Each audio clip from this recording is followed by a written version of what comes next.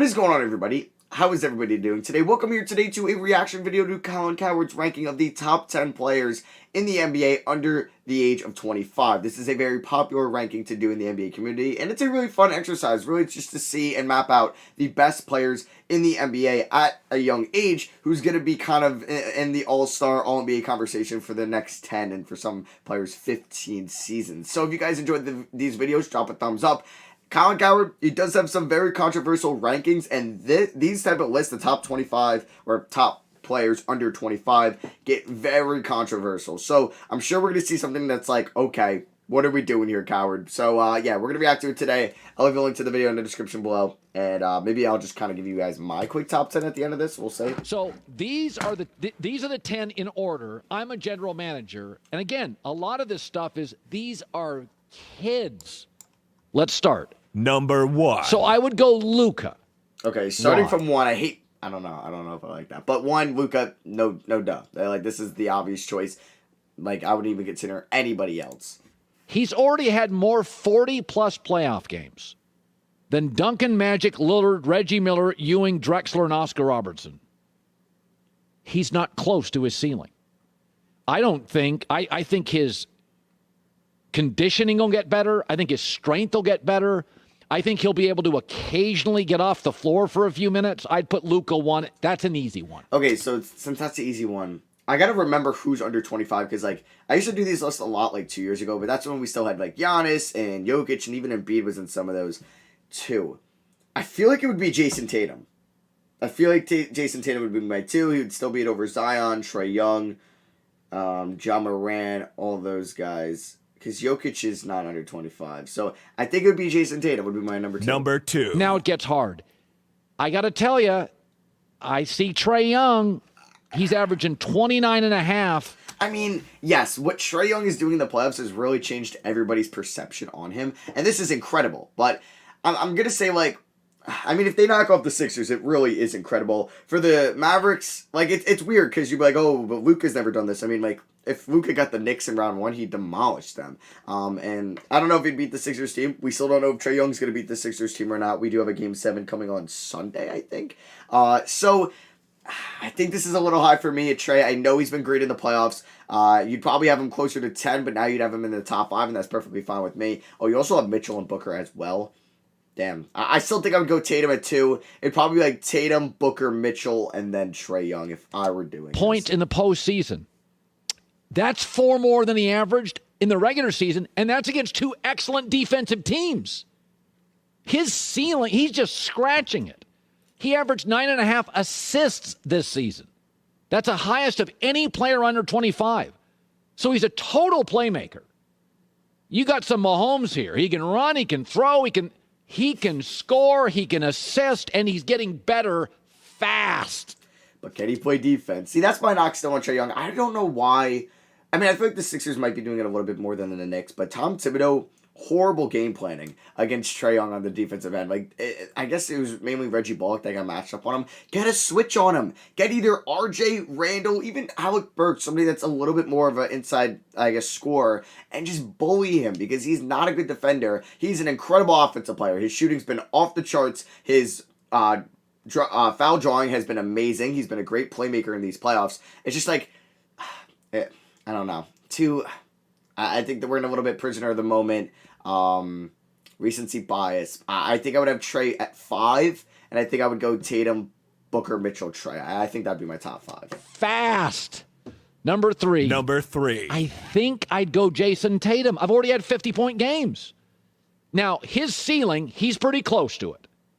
I think he's a 26, 27-point-a-game guy. Now, I'll say this. He's not at his ceiling because his points, rebounds, and assists have increased the last 4 years. He is not at his ceiling. But I think we're getting close to it, and that is about a 27.5-point-a-game guy. Very dependable, can put it in the deck, can drive, can score at the rim, can shoot. I get a lot with him. And he's coachable. Stevens can be demanding. He's coachable. Number 4. I mean, I'll go Devin Booker. Okay. Now, the leadership thing. So this is what I would do. I would just move Trae Young to 5 and have Donovan Mitchell at 4. He's talented, but they really needed Chris Paul to get to the next level. that's a little ding on him. Talent's insane. He's a natural scorer. By the way, better shooter from the field, better shooter from three, better shooter from the free throw line this postseason than the regular season. What does that tell me? He's good in crisis. He's been a better playoff player than a regular season guy. That's a big one. But the leadership thing, I don't know. He may just be a great talent. Number 5. Ja Morant ain't close to his ceiling. I think I would still take Donovan Mitchell over Ja Morant because you're ranking them right now. I mean, I guess he's maybe doing it off potential a little bit, but I think when I do these lists, I do it how they are right now, and I think I would still go Donovan Mitchell over him low. He may be 2. Rookie of the year. Everything got better in his second year. Like Trae Young, his confidence is through the roof. I don't even know where his ceiling is. Like he and Trae Young, no idea what the ceiling is. It's insane right now. And he's more athletic than Trae Young. But Trae Young at some point has been on the road just so productive. I have Trae ahead of him. Maybe a big mistake by me. Number 6. Donovan Mitchell's been a little banged up this year. Yep, so I would drop Ja. I would put Ja at 6, I think. Yeah, I think I would have Ja at 6.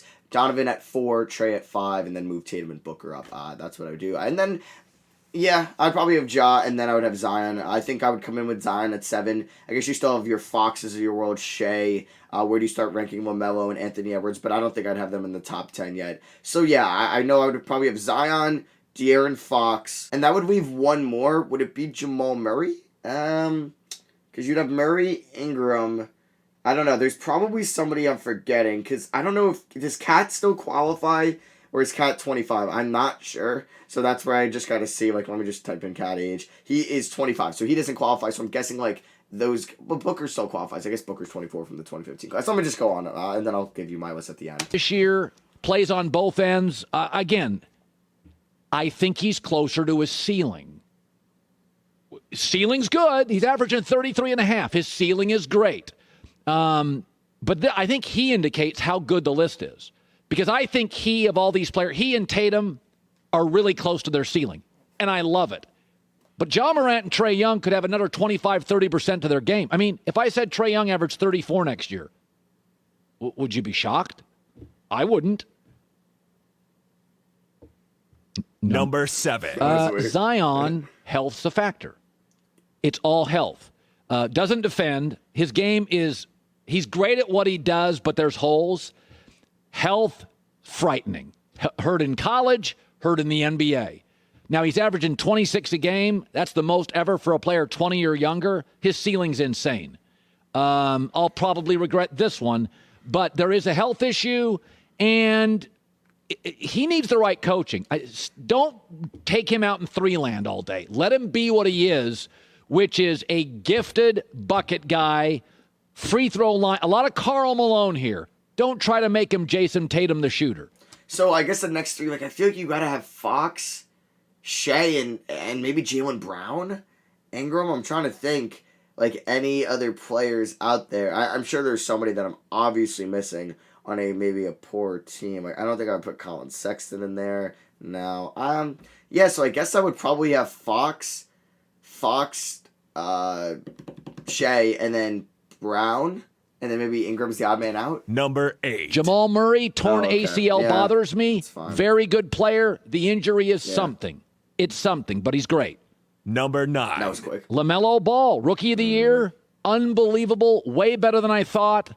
No health. I mean, he had a little injury this year. But again, we really don't know what he is. If he's this good now. So he's doing it off potential, but this okay. So then I would have my list completely different on kind of for the reasoning's sake, because there's no doubt about it that De'Aaron Fox is a better player right now than LaMelo Ball. So he'd obviously make my list over him, and Shai Gilgeous-Alexander as well, and Jaylen Brown and Brandon Ingram. But I guess he's basing this off potential, which is a different way to look at this exercise. What is he next year? I mean, had not been a great organization. He wins rookie of the year. What happens when he gets real teammates? Does he double his assists? Honestly, though, he's got good teammates. You got Bridges, you have Rozier, you have Gordon Hayward. It's better than some other teams have. Number 10. De'Aaron Fox. Nobody talks about it. Hey, I'm glad he gets He averages 25 and 7. And his scoring average has gone up every year. I think he's kind of close to his ceiling, but who's he played with? So just look at these players. And again, Bam Adebayo is a good player. Bam, yeah. But I don't think he's nearly too. as dynamic or as versatile offensively as these. I think it's a guard-wing league. And obviously, a lot of you are saying, I'm living in the moment on Trae Young. Yeah, I am living in the moment. I'm watching it against two great defensive teams. He's eating them alive. I am living in the moment. I'm watching what I'm seeing against the Sixers on the next defense. And these are veteran coaches, Doc Rivers, Tom Thibodeau, eating them alive. What am I supposed to do with that? Hi, everybody. Thanks for watching. All right, yeah, so that's his Subscribe ranking. here. Let me know what you guys would do different. I would probably not have LaMelo on this list just due to everybody else being better at this moment. And I would probably bump up Fox to 8, Murray at 9 if we're going to put Murray in, and then Shea at 10, which leaves Jaylen Brown and Ingram, who I believe are under 25, as like the 2, and Bam Adebayo as like the 3 odd men out. Yeah, and then you can kind of start talking about LaMelo Ball, RJ Barrett maybe. I mean, there's definitely somebody out there like John Collins, Triple J. Like some of these other guys you can at least give some give a case to. So yeah, that's it for me. Thank you all for watching. Hope you guys did enjoy. Drop a like if you did. Let me know what you agree with or disagree with down below, and I'll catch you guys in the next one. Peace.